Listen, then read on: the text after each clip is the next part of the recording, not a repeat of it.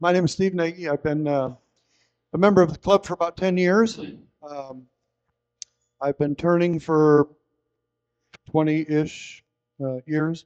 Love turning, started doing it, making pens, and then I kind of graduated and upped it just a little bit. And this is some of what you see here today is what we're going to be looking at. We're going to be looking at feature rings, which is generally the ring right in the center of one of the turnings. It's been a long time since I turned a solid piece of wood. So you'll have to imagine these being a solid piece of wood with a feature ring in the middle. Now we're going to talk about feature rings and how you put them in. A feature ring is a part of the bowl, of the vase of your vessel, and it adds quite a bit, I think, to the vessel. And you can look at some of these anyway and imagine they look pretty cool without the center ring in there. But the center ring, the feature ring, it just adds more to it. It makes it look a little upgraded. So the feature rings, generally, they are through the center of the bowl, but they can be in the top third, or they can be in the bottom third, or they can be in both, as you see in the second bowl here. It just, I think, adds quite a bit to a bowl. So we'll look at how to make them, and we're not going to look at how to make an entire segmented bowl, but the process will be the same. Once you know how to do the center, it's the same for all of the rings. Let's see, the feature ring can be as simple as a band of different colored wood through the center, like the center one. It can also be as complicated, really, as your imagination can imagine. You can make the center ring a little ring, or you can take up the whole center of the piece. And so I brought in an example of a little bit of everything, and what we're going to look at today. So the easiest way is just to put. You can do it as simple as burning rings around the center of your bowl. It's kind of like a feature ring. That's the easiest and simplest way to do it. But to prepare creating a feature ring, it's kind of like making a lidded box in a way. Some people say that, boy, that's very difficult to cut the thing in half. But if you think about it, we all make lidded boxes. We all cut that top third, or my top third or top quarter off to make the lid. Well, all we're going to do now is cut your box in the center. So you have two pieces. And you'll make a third piece for your center ring. It can be a different color wood, or you can make up different designs, as you see here, and we'll go through how to make up this ring in segments, because although they're easier, or they're the segmented ring, to do the segmented ring, you can make it any size you want it to be. Whatever size your vessel is, you can make a ring that size.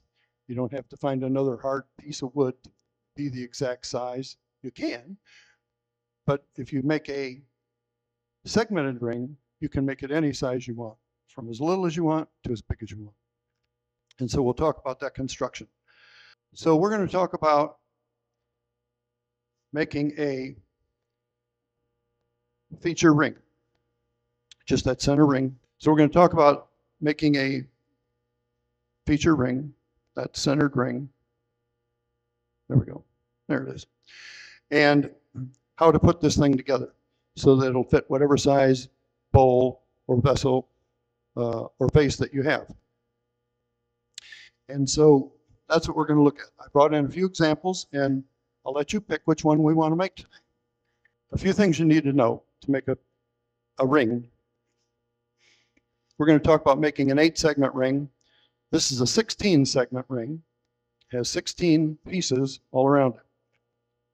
The things that you need to know to make a ring are how many segments are going to be in your ring, and it doesn't matter how many pieces you have around this ring. You can have 8, you can have 4, 15, whatever. You just decide on the pattern that you're going to use. Sometimes it matters when you get into some unique patterns. You have to have something divisible by 2. You have to have, there's a lot more complication goes into it. But you can decide whatever number of pieces you want in that ring. The diameter of the vessel, you need to know how far it is from this outside edge to that outside edge through the center. You have to know that diameter. You also have to know how far it is around the circle. Sounds hard. We're not going to go back into high school math because we all have phones, and I'm going to show you how easy that is. And you need to know how long each of these pieces are so you know how to cut them. So let's say we're going to use an example of 8 segments in a ring. So you have to know that there are 360 degrees in a circle. We should know that, right? If there's 8 segments in a ring, all we have to do is divide 360 by 8. Hey Siri, what's 360 divided by 8? The answer is 45. Unlike when we were in school, all you got to do is talk to your phone. Everybody got a phone? Everybody's got a phone. That's what makes it easy. So you can just ask Siri what these numbers are, and she'll tell you, and away you go. So we know that you got 360 degrees in a circle. If we're going to use 8 slices, ask Siri, and she'll tell you. What'd she tell you? 45. Okay, so the answer is 45. However, each one of these pieces that we're going to cut has an angle on both sides. So you don't have a 45 on this side and a 45 on this side. What you have to do is take that 45 and divide it in half, because we're going to cut that angle on both ends of the segment. So 45, hey Siri, what's 45 divided by 2? 22.5. Turn that all the way up. So this angle is going to be 22.5, and this angle is going to be 22. Thank you. So both angles are going to be 22.5 degrees, okay? And so that's how we're going to cut each piece.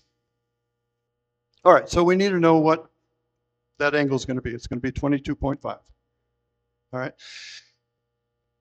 Now we know the distance from end to end, the diameter is 5 inches. And so how in the world are we going to figure out how to get all the way around the circle? You can get a measuring stick out. That'll work. If you get your wife's sewing tape measure out, you can go all the way around there and read that, and that'll work. Or you can take your diameter times pi, which is 3.14, and multiply that, and that will tell you that each one of these, well, it'll tell you that your distance around this circle is 15.7 inches. Does that make sense? So now we know how far it is around, and we know what the angle is. We know we're going to go at 22.5.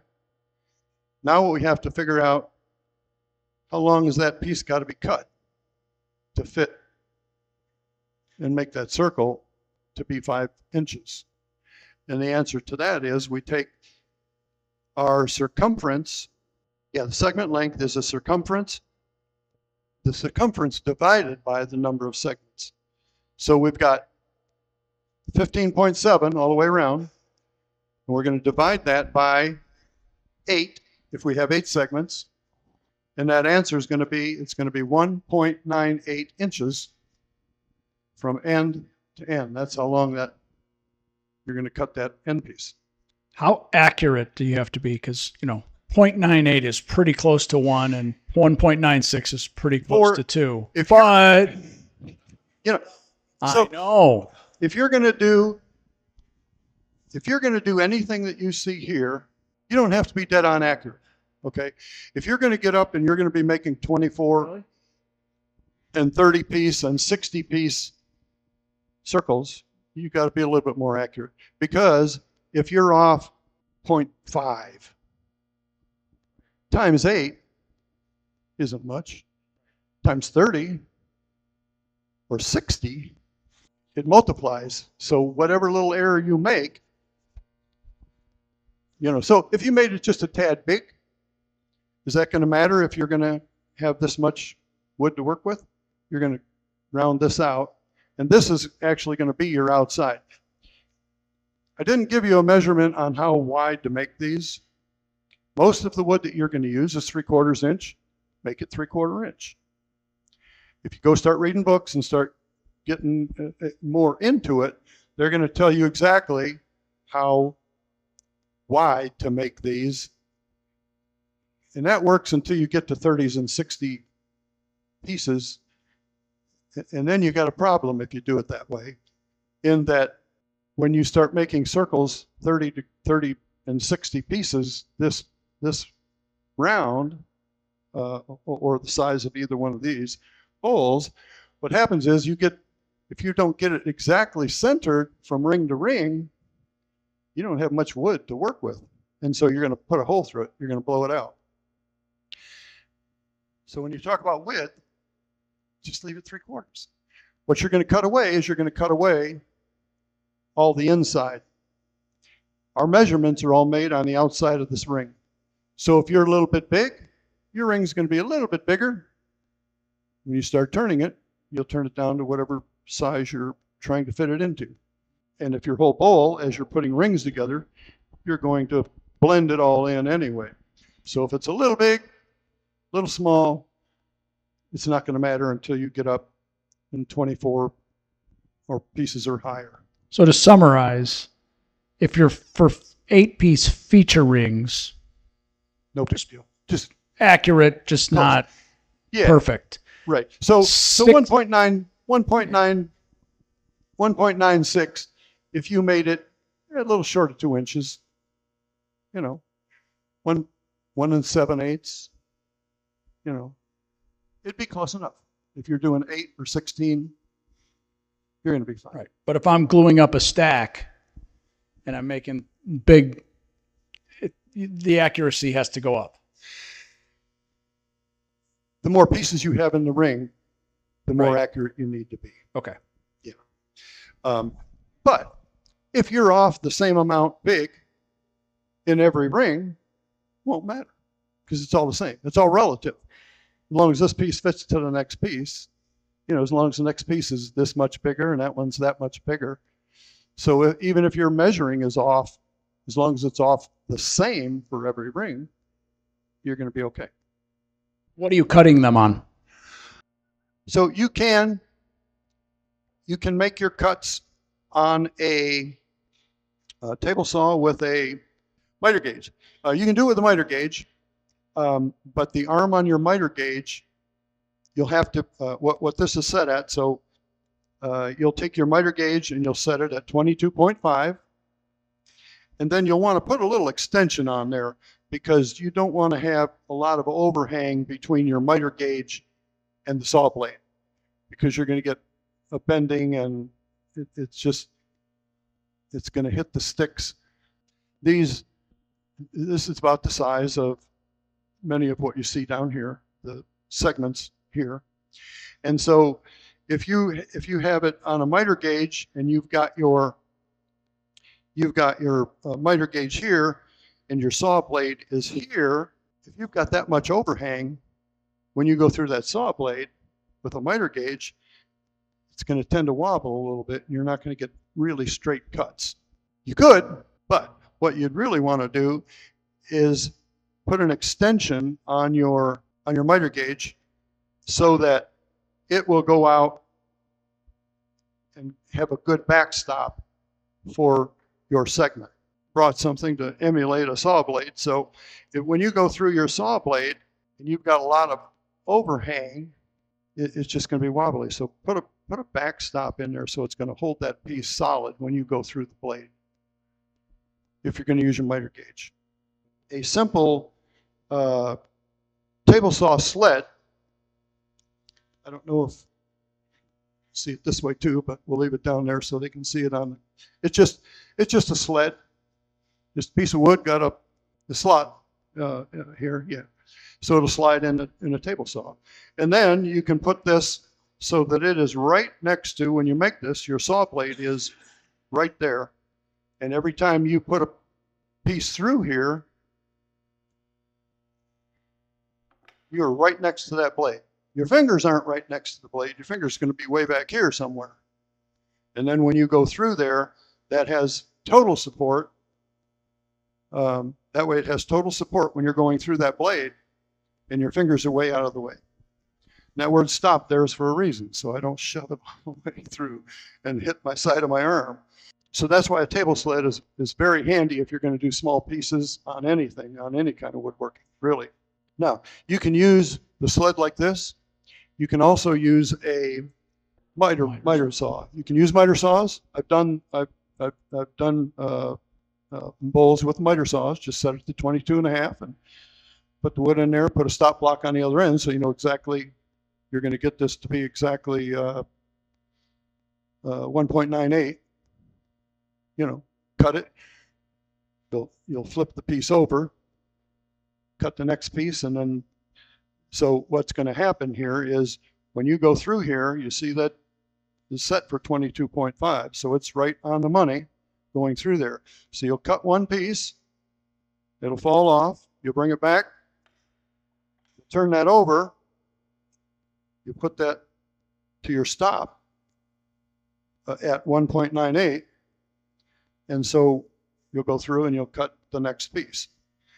And you'll end up with 8, 16, 24 pieces, however many pieces you're going to do.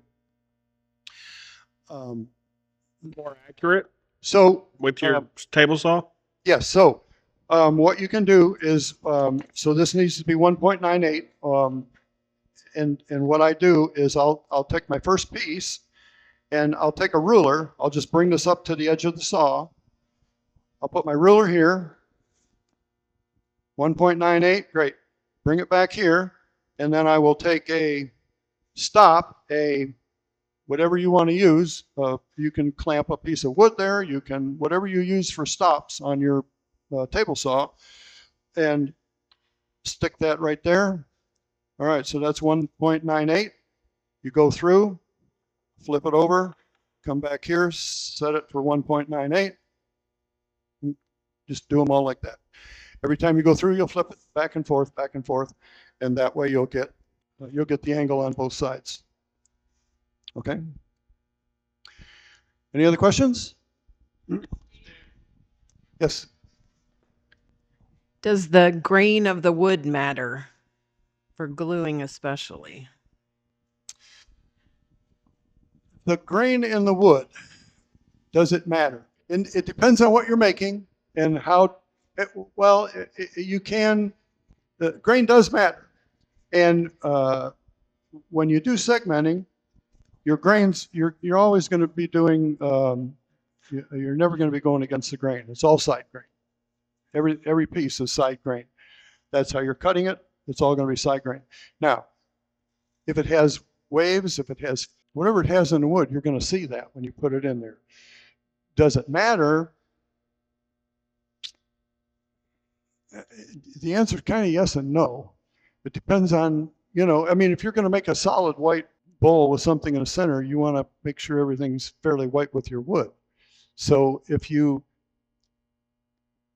I try to use the same wood and the same sticks of wood for the whole bowl, or if I'm going to use if I'm going to cut a piece of maple and I don't have enough, and I have to use another board of maple, I'll use one to the bottom, and after the feature ring, I'll use the other one on the top, because it is going to show, it is going to be different. And as you cut as you cut your segments, you're going to have one set of grains here, and when you cut the other side, it's going to be a little bit different. And if you look at all these, bowls, you'll see the difference.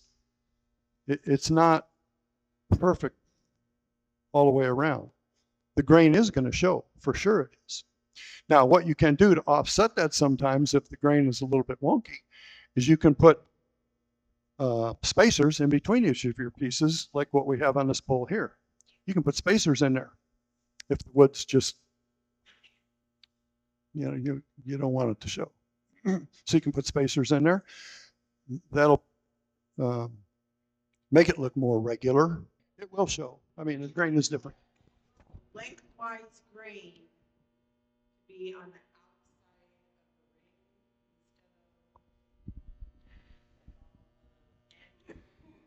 So you're going to just cut a piece of wood off the board, and your end grain is here and here. You're never going to see that. You're going to have, well, you are going to see it when you put the ring together. It's all going to be end grain as you put this together. It's all end grain to end grain to end grain to end grain. It's all end grain, and that's going to put your circle together. Okay. But that doesn't give it its stability. Gluing end grain to end grain is never the most solid thing you can do. What's going to give it its stability is when you start adding your rings, because this is going to be filled with glue here, the next ring, and the next ring, and the next ring. The glue that's holding your ring together really is just to hold it together until you can build on it. Make sense? All right, so you can do you can cut these pieces on a sled. If you've been into any segmenting, you know there's something out there called a wedgie sled that will make these angles about as perfect as you can get them, because you'll put that angle in the center and it actually has two bars here. But it's the exact same operation. You're going to put your board through here and you're going to cut all your pieces. You can do it on a bandsaw. We had one of our members, Rich, used to do our library. He used to do them on a bandsaw. And you can do that. It just seems like a bandsaw is a little wobbly, but then you have to take it over to a sander, disc sander, and you can flatten the edges. But you can do it. You know, there's always more than one way to do anything that we're doing with woodworking. You know that. So anything this seems to be the easiest and the quickest is with a table saw sled. But certainly the other options are there. So we've got how long the pieces are. No. Any questions on how to make that happen? So, How to make the Steve, pieces? question. Yes. So you just called that a sled, but if I'm buying it commercially, it's got a name. Is it a wedgie board or something like that? It's called a wedgie sled, and it looks exactly like that, except it has two arms on it. And instead of the one arm being cut at 22.5, what the wedgie sled does is it puts a 45-degree angle in there, so it's perfect. You tighten them down, and then you cut one piece on this board, then you cut one piece on this board. So it's the same process, but it's called a wedgie sled. Can you buy them online? You probably can now. You couldn't for a while, but the directions are everywhere online on how to make one. So what I thought we could do, I did.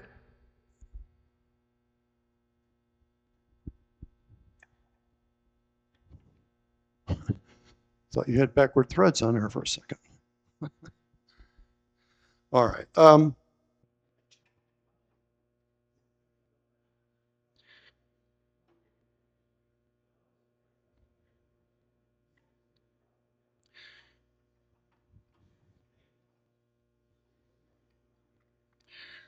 All right, so I made 3 of these vases, and I made them all identical to this, except I didn't put these 2 together.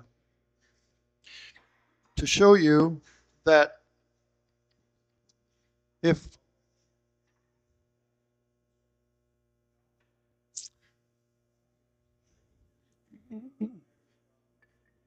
So the idea was you could pick which ring we wanted to make today. So what I did on this ring is, well, actually, I should show you how do we put this ring together. Let's do that, and then we'll figure this out. So we talked about how to make the ring, but to actually do that, we've got all our pieces cut. Generally, when I'm making bowls, I have numbered baskets, and I put each ring in a numbered basket. But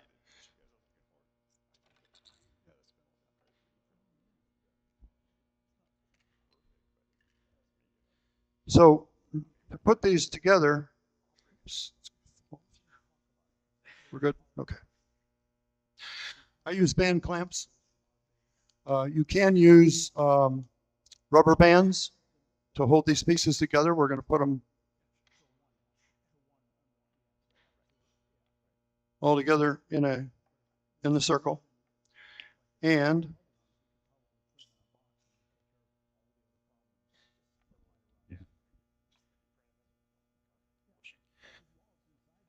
so what I do when I put these in a circle, and then I'll pull them out and glue them.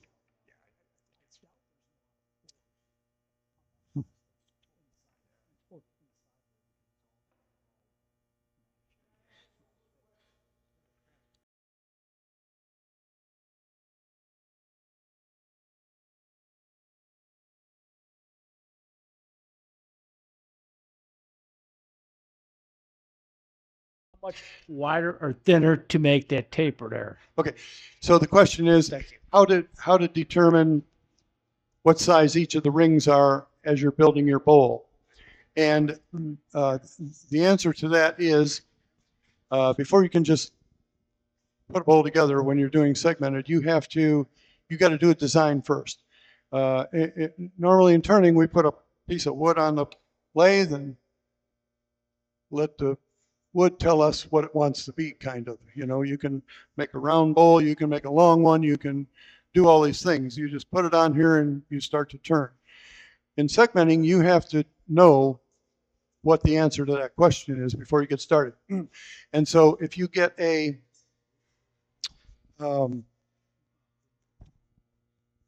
grid paper and you get it in 1/4 inch or 1/2 inch squares, and draw what it is you want, what you want that shape to be.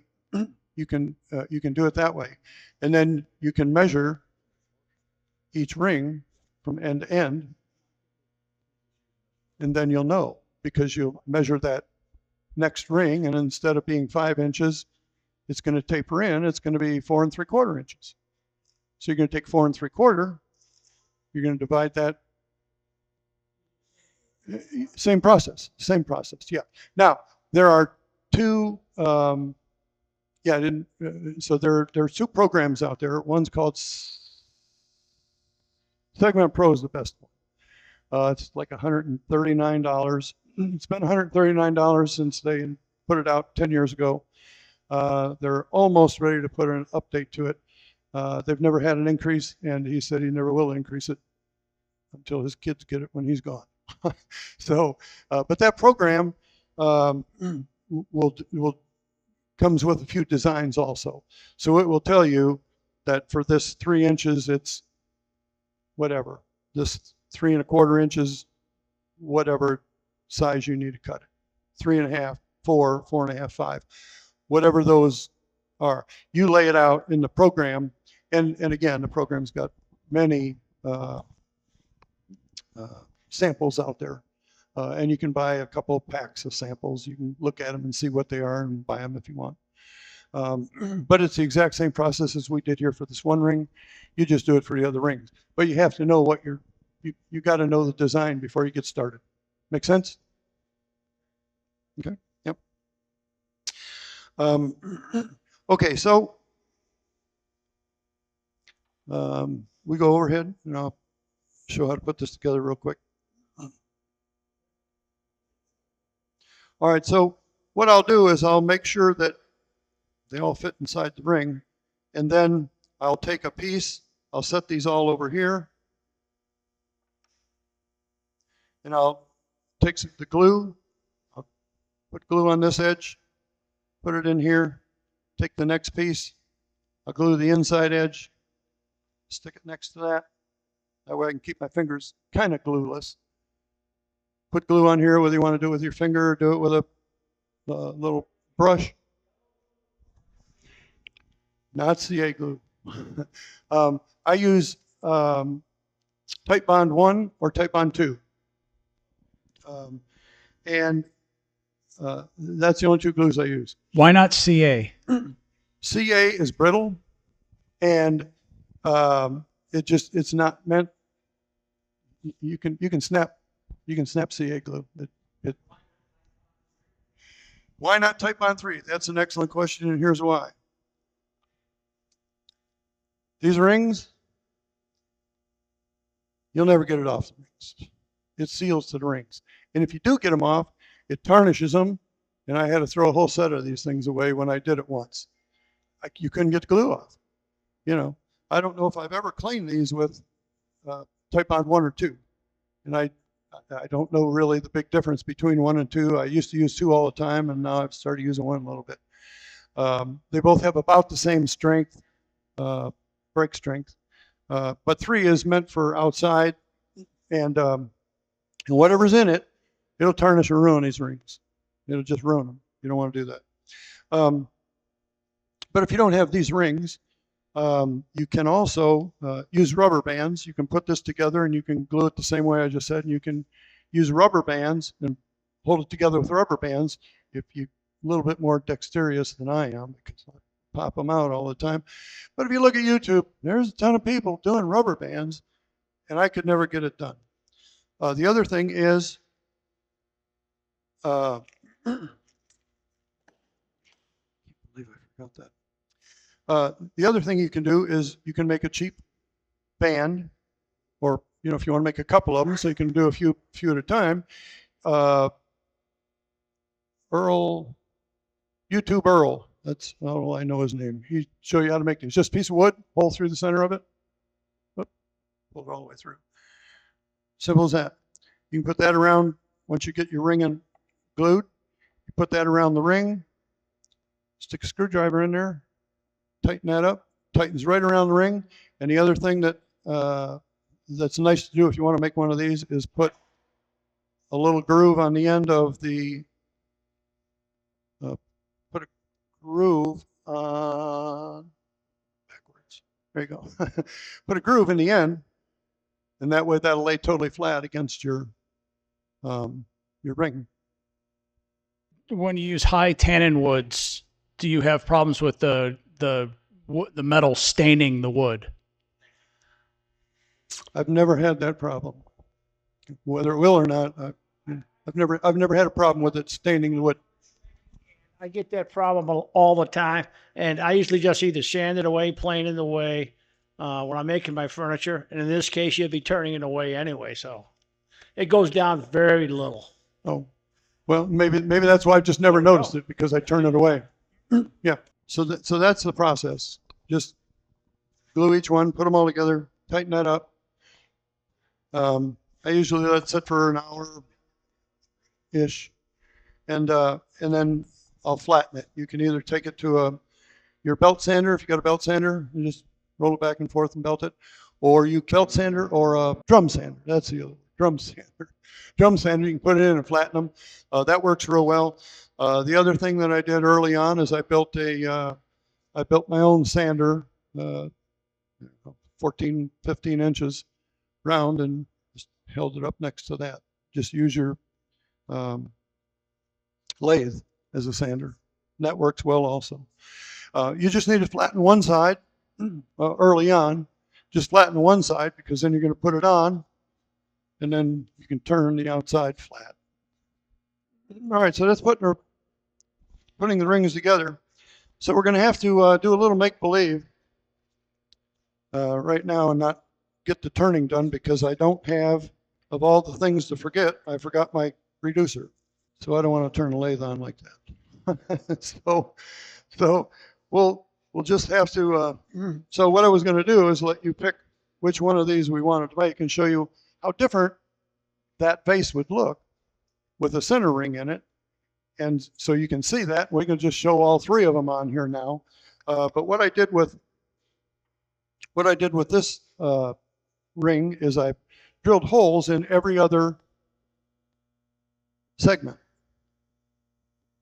And I put what I thought was a different color. It looked different when I put it in, but put a dowel in. And so we've got dots all around the center.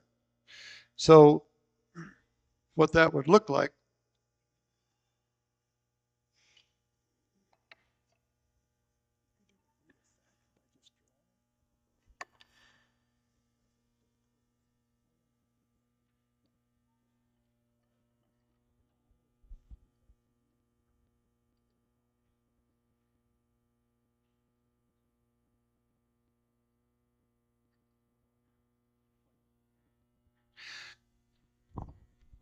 So in segmenting, what you do also is you try to bricklay your rings so that every other one is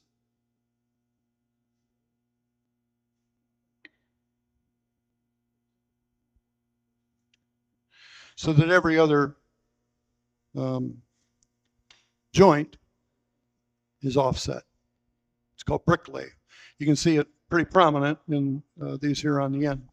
Since I have the ability, since I have a drum sander and I can sand both sides flat, I generally put 2 or 3 on, and then I'll flatten one just to make sure it isn't tipped too much one way or another.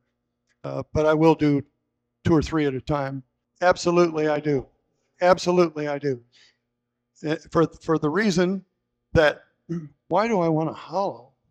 Stick that in there and bang around on all these jagged edges that are inside there. And why do I want to hollow at all? I don't have to now. If I'm doing segmenting, I put half of it.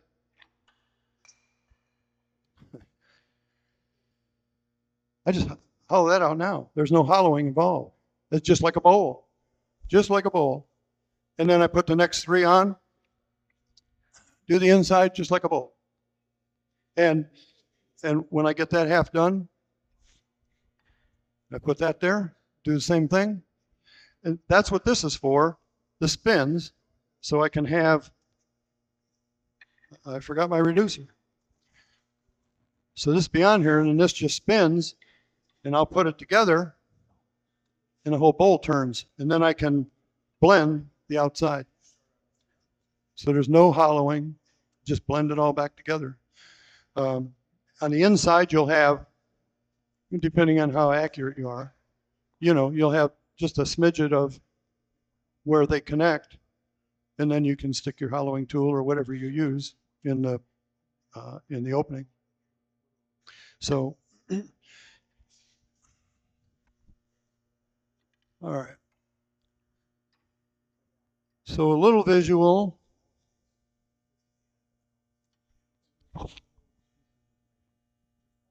If it was turned, it'd obviously look a lot nicer than that. But you either have that base with the dots all around it. Either way, it looks good, but the dots would add a little bit to it. Or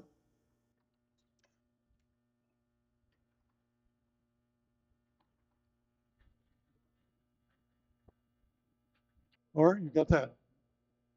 Oh, I'm covering it up. I should do it that way. Whoops. So that's, by the time you smooth all that out, it would look like one of these down here with the chevron design in it. Now, the one that I was going to do fun after we got this one done, whoops. Or you could put one in with just simple, instead of having one color, different color in there, you could put 2 lines in there, and it would look like that one there. This one, I've already got cut, put together, and we're going to do this last. So when you turn things, if I What design do you think would this make when we turn it?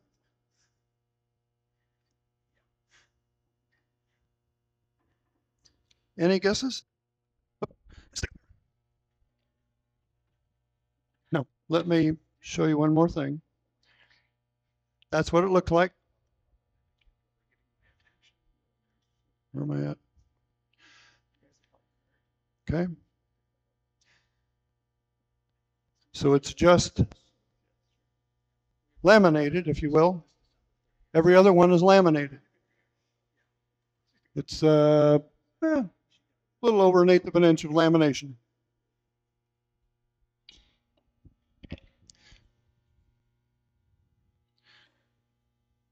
So much for the fun part. Because now you're going to have to use your imagination and just believe me. All right, so if we turn that, what design do you think that's going to make? Parallelogram. Oh no. All right. So when we turn this, it's going to turn off the outside. If I keep the bevel as we're going here, and that's the very center, we're going to leave the center piece of the white on there. And we're going to turn off the bottom. We're going to turn off the top. And we're going to get ovals this way. Or depending on if I could cut it tight enough, we'd get circles. We'd get circles there or we'd get ovals. Depending on how tight we can turn that. And I just can't do it without that. Just can't do it. But do you see how that would happen? Because we're going to shave it off, but we're going to leave that center of every one of those white dots is going to stay there. That whole center is going to stay there. But we're going to, yeah. Now,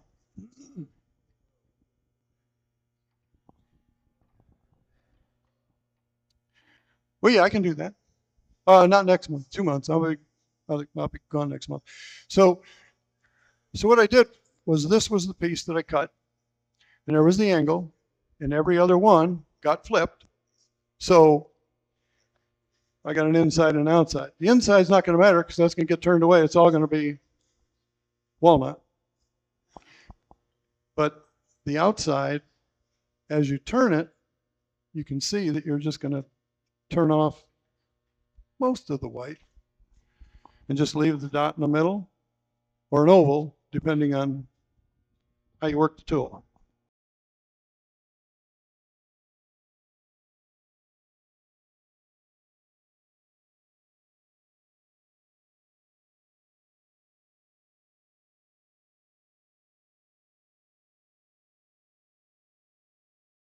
And you're off just a smidge, and it's not a perfect circle, and you've got a gap in the bottom, you've got a gap in the top. Dry fit it and find that out before you start gluing. So if it doesn't fit and you're off a little bit, it's not a problem. Don't glue this together as a circle. Put it together and put a dowel here and here, between two of the segments. Glue it together. Now you got a half here and you got a half here. Then you take it over to your disc sander and make it flat. Make this side flat, make that side flat. It goes together. Is it off a little bit? Yep. Will anybody know? Nope. They'll never know if you don't take too much off. If you take much off, they still won't know, but your circle's going to start getting oblong the more you take off, obviously. And if you're just doing bowls like this, it's okay. But if you've got a big design in there and you start screwing around with the sizes and you want to match up, you'll have a problem. All right, questions? I got one on your tailstock. Do you have some kind of special adapter that's going into a faceplate? Or what are you putting on the tailstock? This? Yeah. This is I actually saw this at a demo here 8-10 years ago, and I had to go buy one instantly. Live Center, yeah. So, yeah, they're $35. I just bought this one. I had another one that the bearings got screwed up in it. But this spins. And So the threaded bearing is going into a faceplate. this should screw right into that. Well, it This didn't is look like it's screwed in. It looked like it's a sloppy fit. Well, it is sloppy because this is 1 1/4 inch. That's why it can't turn. This is 1 1/4 inch. This is 1 inch. So I have at home, I've got the adapter that goes from 1 inch to 1 1/4 inch. And then it would have been solid and it would have spun.